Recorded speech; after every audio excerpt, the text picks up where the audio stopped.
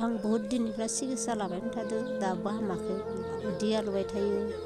ओरैनो उदै आलुनानै थानो हाया बहुद दिन जालांबाय डक्टरनि मुलि जाबाबो हामाखै दाबो दा आल्ट्रासाउन्ड खालामनायाव बुंदों आरोना सारिआलियाव थांनायाव आरो पाथर जादों उदैयाव अपारेसन खालामनांगोन 50-60 हाजारसो फैसा जगार खालामना लाबानो जाबाय गुवाहाटियाव लांनानै अपारेसन खालामनो हागोन होनना बुंदों आरो डक्टरा सारिआलिनि डक्टर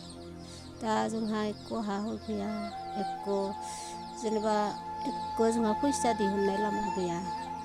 हा हु थाबा हा हु फाननानैबाबो बेमारखौ जों अपारेसन खालामना लानो हागोन दा फैसा थाखा गैयिनि थाखाय जोङो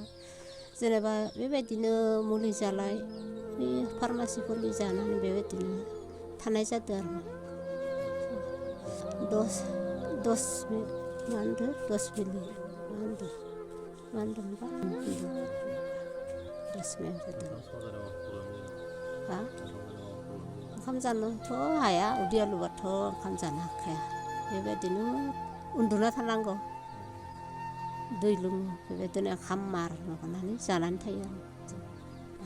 आरो थाखा फैसा खस्थ'नि थाखायसो जों दा बेमारखौ फाहामना लानो हायाखै दा बिसिया बेमार जागासिनो बिदिनो गेजेर गेजेर सिकित्सा खालामनो लाङो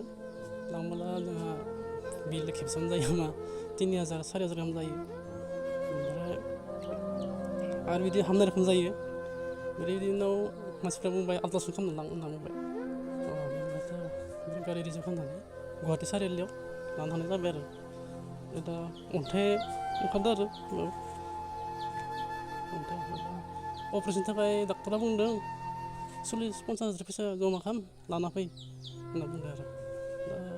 उपायथ' गैया जोंहा दा हा हु थानायबाथ' बन्द सन्द दोननानै खालामनो हागौमोन दा लामा गैथ'आ आरो दा लानायबो जाबाय एसे एनला बे आल्ट्रासाउन्ड खालामनायाव नायबोला 10-20 हाजारसो थांबाय बिनि खावलायनाय सरकारा माय अनसुंथाइ होयो नामा प्रमद सारआ हेमन्त सार बिस्वजित दैमारि सार बिथाङा हेल्प खालामोबा गाहाम मोनो आरोना